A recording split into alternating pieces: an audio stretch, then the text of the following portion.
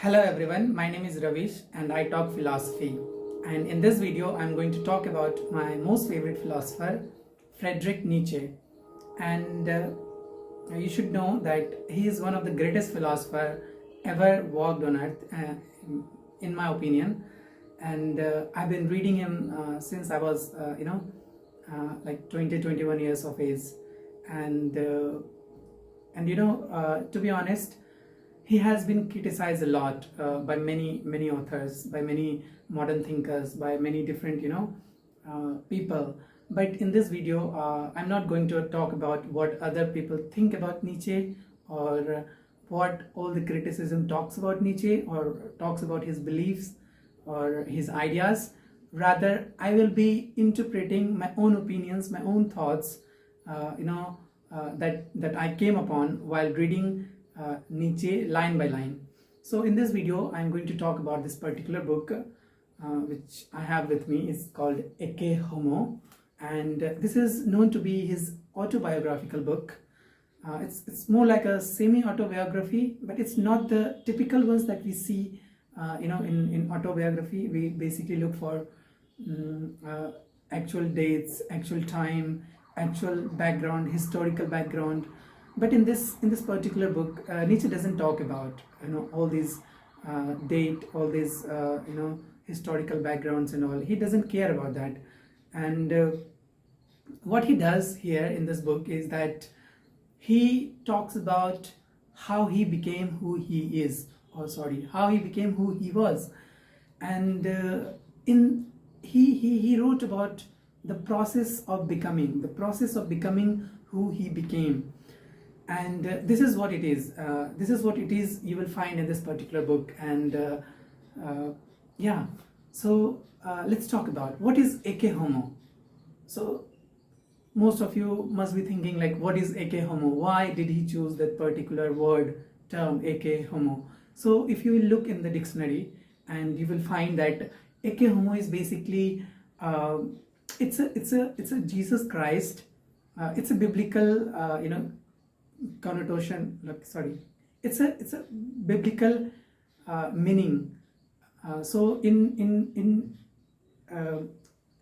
Bible, actually, Ecce Homo means that there is a Christ who is wearing the crown, who is wearing the crown. I will explain.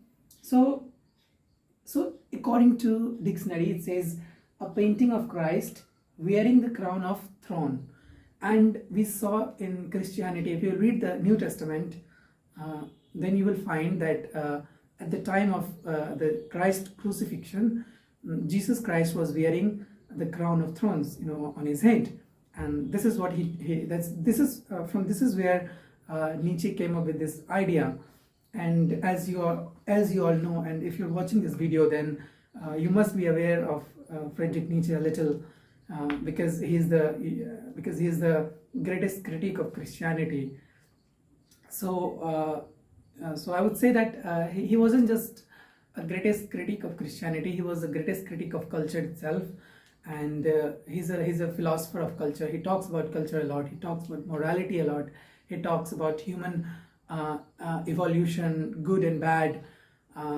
Good and bad we'll talk about when we talk about on the genealogy of morals, which is again his finest work. But in this video, I am going to be explaining Ecce Homo. Sorry. So Ecce Homo, and this has 4 chapters, and the first chapter is why I'm so wise, and I will explain why he writes with such passion. Why does he call himself why I'm such so wise? I mean, if a person see, in my life, there are many people who came and who asked me, like, which philosophy book should I go for, which Nietzschean book should I be reading, should I begin with. And I always tell them, go with Ecce Homo, so that you will get the idea, like how Nietzsche was writing, like how he was thinking, like what his beliefs were, his thoughts and ideas were. Pretty much, this book is pretty much some of his own life. The way he changed, the way he the way he grew up, the way his intellectual capacity, or the way he thought himself differently in a certain time, in a certain growth of his life. So yeah, uh, well,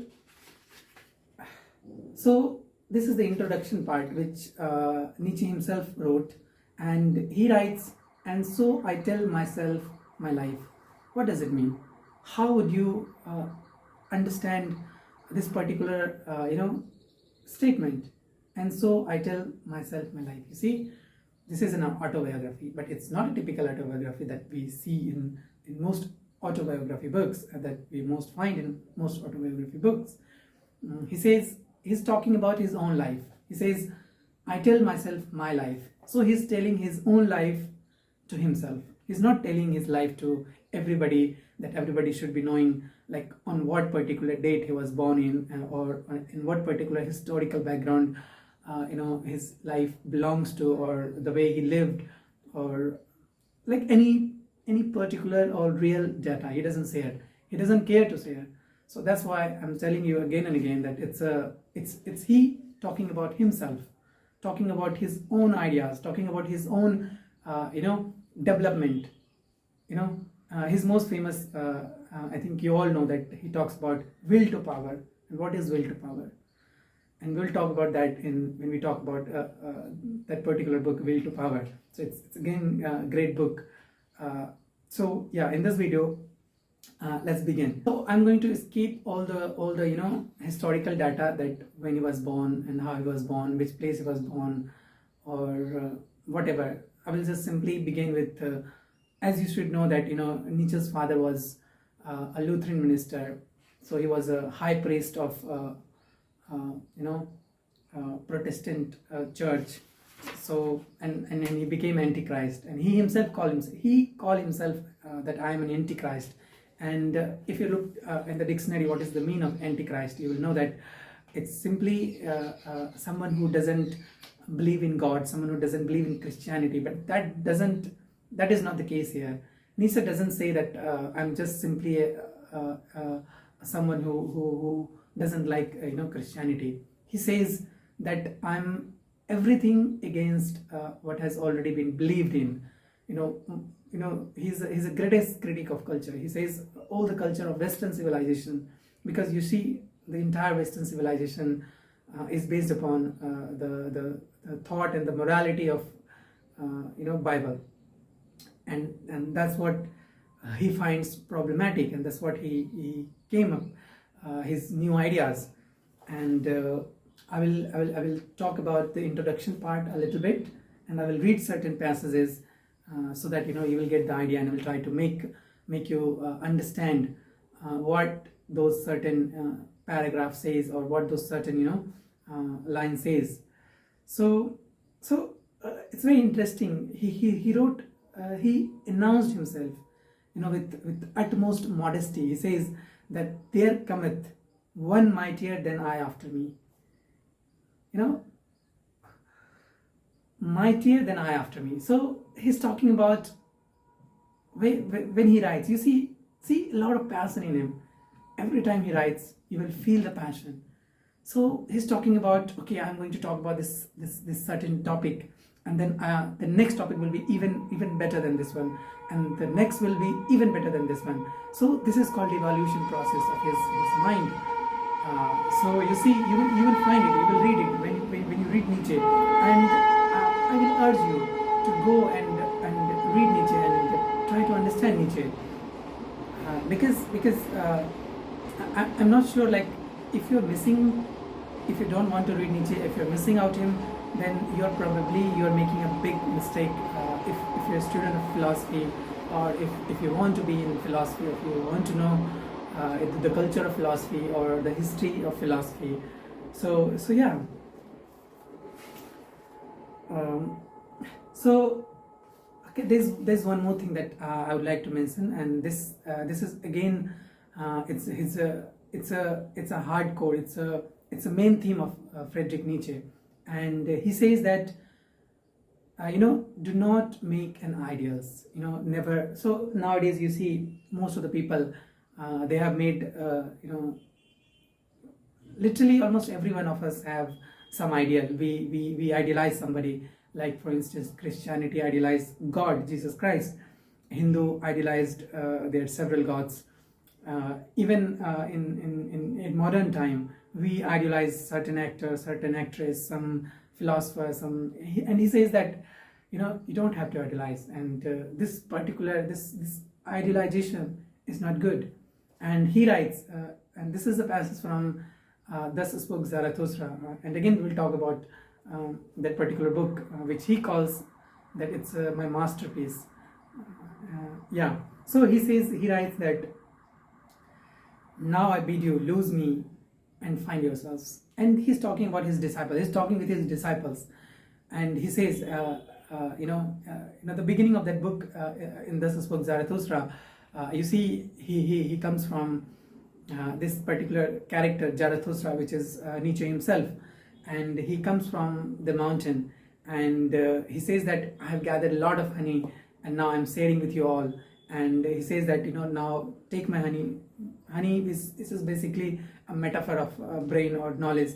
So he's saying, take my knowledge, but I don't want you to be followers of blind faith, like Christianity. In Christianity, you see, people believe in Christian God, people believe in Jesus Christ, and people make a false belief, or people have this certain ideology that everything is Jesus Christ, and they become followers of Christ. But Nietzsche says, do not idealize anyone. So he's saying, take my knowledge, learn from me, but then you find your own path, and you go and find your own future, go and find or create your own own life, and do not follow me, and do not be because he knows himself that he could also be wrong sometimes. He could also guide or give you some certain wrong ideas, certain wrong path. So he says, learn from me, but then you have to utilize, or you have to apply those understanding of your own. You have to make your own decision, you have to make your own thoughts. I'm not going to make it for you. And that's a very bold decision. That's a very bold move, what Nietzsche says. And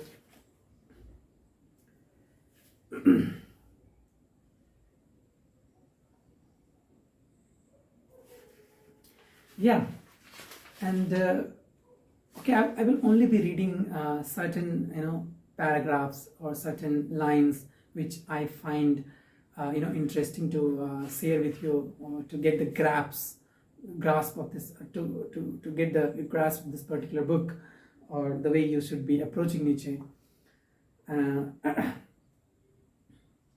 Whenever you try to read Nietzsche, you will find that Nietzsche is always trying to tell you that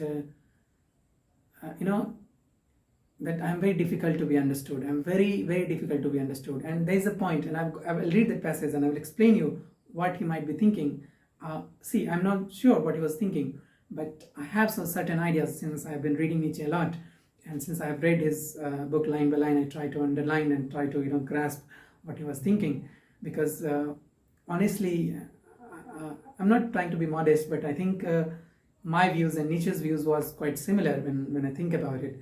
So yeah, I get some ideas like what he might be thinking. So I will read a certain passage and I will explain you like how different he was. So you see, he says, the mismatch between the greatness of my task and the smallness of my contemporaries has been evident in the fact that I have not been heard or even just seen. You see, he's talking about that when he was writing, he was not a very famous writer. And if you try to look in the Google, you will find that when he publishes one of the most famous book, Thus Spoke Zarathustra, which did not sold too many books. He didn't sell so many books. He sold only 40 copies, and he wasn't that famous in his lifetime when he was writing. And as a writer, I'm also a poet, and I have also published a book which you can find it on Amazon and Flipkart. but but when you are a writer, when you are a good thinker, when you're a free thinker, and when you publish a book, and you are not getting so much attention as you're supposed to be getting, then there are certain things that an author thinks. And this is what Nietzsche was thinking about, I guess. I might be wrong, I might be completely wrong, but I think he was thinking that, since he was one of the greatest intellectual and he knew himself, that's what he always keeps saying himself, that I know my fate, understand, I do understand myself, how different I am.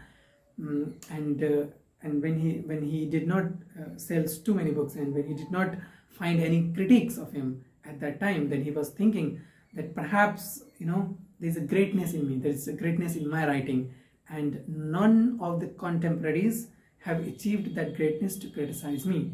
And he's not saying it in a negative sense, or as if it's a god complex. No, he's simply saying that there are no critics, there are not so many intellectuals left who can criticize me, or who is willing to criticize me.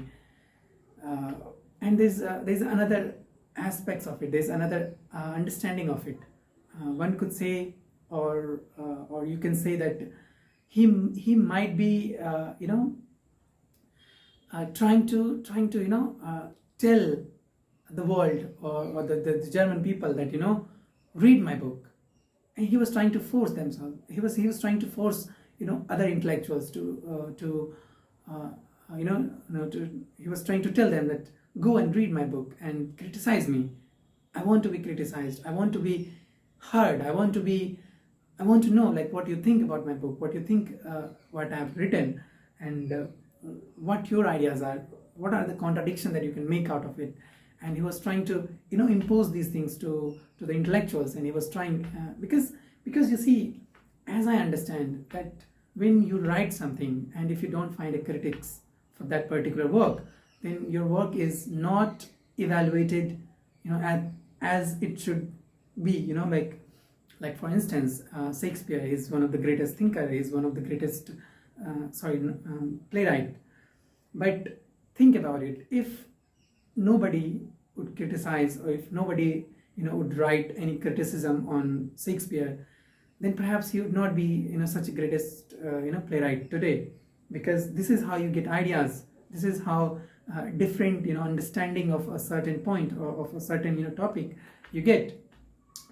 Because the more you criticize, the more different thought and opinions you have on a certain topic, the more you become intellectual. The more someone, like for instance, if somebody criticizes my work, and then I feel very powerful, I feel like, okay, I can change this one, okay, I can make new changes in it, I can make I can understand, or I can improve myself, or maybe something like that. So yeah, criticism is very important part in philosophy as well as in literature, literary critic. So yeah, that's that. And he says that listen to me, for I am such a such, above all don't mistake me. And he keeps saying that don't mistake me, I'm so many things. But when you read me, try to analyze me, try to understand me, don't just don't mistake me. Because if you make mistake, then it's going to be a dynamite. And he wrote himself at the very end of this book that I'm a dynamite, I know my fate, I know that I will explode someday. Yeah, it's very it's not funny, it's very and also some people say it's a godlike complex, but yeah, he himself call it, see, there are people who says that Nietzsche always thought himself as a superior race, and he did think about himself as a superior race. And I will come to that when I talk about on the genealogy of morals first essay, and I will tell you why he thought, or why he was what he was. And pretty much I am quite similar to him, because you see, I know who I am from inside, from within me, and I know myself best than rest of you, than rest of the world. So I know what I can be, or what changes I can make in me, so that I can be different, so that I can achieve the greatness. I know, and everybody knows, you, me, or everybody in this universe, they all know themselves, and they know what certain things they have to do to achieve greatness, right? So we will talk about that in that particular book when we talk about on the genealogy of morals. So yeah, he's definitely a god complex, and it's a good thing, and I will tell you, we all are we all not? Let's take an example. For instance, uh, suppose you live with your parents, and your parents, maybe, let's say, you're a woman or you're a man. Let's say, it's a good example is, you're a woman, and if you want to go out at night, maybe around 11, maybe around 12, then your father will say that, don't go outside at night, or don't do such things, or don't, I mean, he will restrict certain, he will impose certain, things on you. And at that particular time, you will feel like, I should be living alone, and why should I care about my father? Why should I care about the society, what they think? But as you know, that your father is not hating you. Your father doesn't want to impose any of such things. uh, I mean, he simply likes you. He simply, want to be protective. Sorry, he simply wants to protect you, and this is what fathers do. This is what, even if I become a father, and I'm pretty sure that, I will care about my children. I will think about their goodness and their, their well-being. So this is how they do. But as a child, but as an individual, we always think that, we should become, the sole, captain of our own ship. And this is how the life is. Nobody wants to be ruled, everybody wants to be the ruler. And this is what Nietzsche thought himself. And there's one more thing I will tell you about Nietzsche, which I think is very promising, and this is how I think as well. See, when you stop believing in certain idea, when you stop believing in certain hitherto belief, like for instance, let's say Christianity. So in Christianity, you see, there are people who believe in God, and there are people who doesn't believe in God. So when suddenly you question, the very basic of Christianity, or the very basic of the culture from you came from, then everything falls down.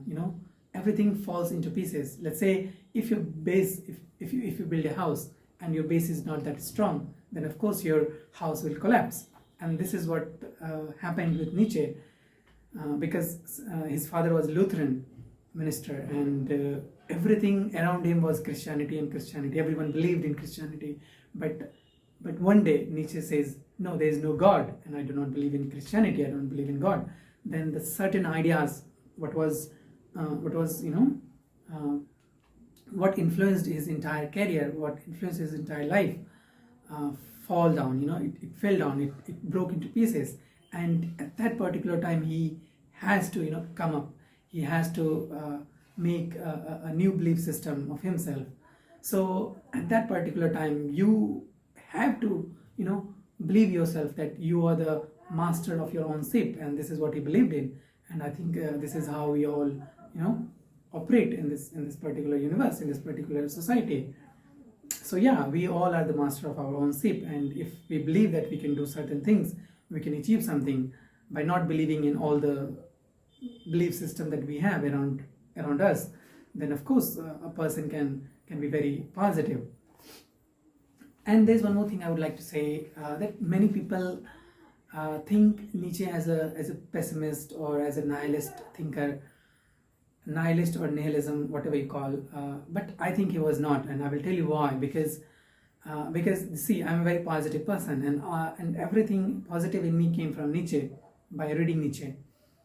See, most of the time Nietzsche was sick in his entire life. You see, Nietzsche was he got sick. He became mad at the age of 40, I guess. In 1989, he got mad, and he suffered 10 years. And after that, in 1900, he died. But you see, his entire life, he could not see well. He did not have a proper vision. He did not, most of the time, he used to vomit. Most of the time he had pain. But if you look in the modern age, if you look in present time, when we fell sick, we do not do anything. We simply, lay down, we simply sit, and we simply, drink cold water, sorry, hot water or something, and we feel like, we should be taking rest. But Nietzsche, he never took rest. He kept working, he kept writing, kept thinking. He never rested in his entire life. Even though he was sick, even though he was vomiting, he was writing, he was understanding, he was thinking. So that is what I call positivism. That is what I call, a man with strong will, a man who has a strong power, to achieve something, and that's what he did. So yeah, he was not a. I do not agree with people when they say he was a pessimistic or he was a nihilist. He was perhaps the greatest positive person. He was perhaps the greatest positive man I know. Yeah. And there's a certain claim that Nietzsche makes, and he says that the last thing I would promise would be to improve humanity.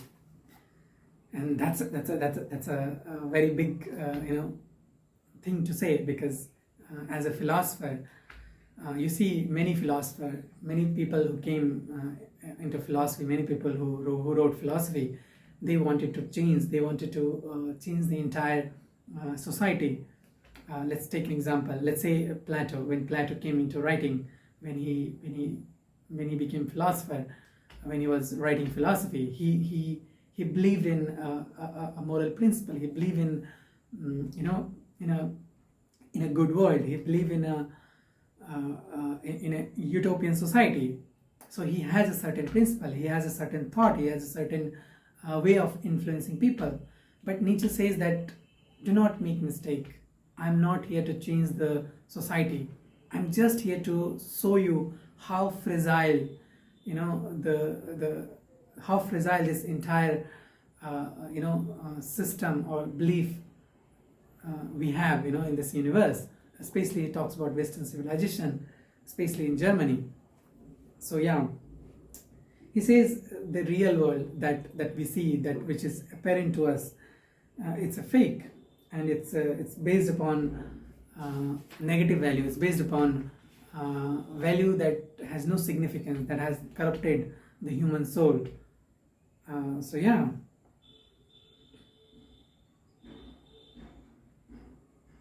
And I've already explained that he doesn't believe in ideas.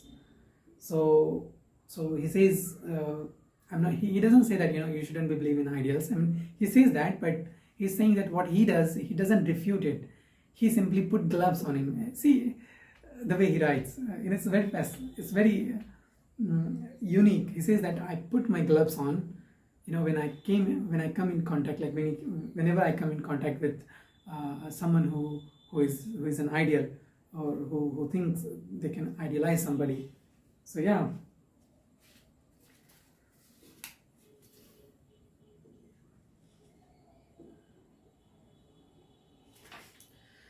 Well, in the next chapter, I'm going to talk about, in the next video, in the next upcoming videos, I'm going to talk about the first chapter, which says why I'm so wise, and I will explain the idea behind why he call himself, why he is so wise, why he tell himself why he is wise. Anyway, thanks for connecting, thanks for reaching out, thanks for watching this video. I hope you find this informative, and I will keep making this video on Friedrich Nietzsche because he is my favorite philosopher. Please, if you like this video, please do like and subscribe and share with your family or friends, whoever wants to reach or whoever wants to know about philosophy or the history of Western philosophy, and especially Nietzsche. Thank you very much, and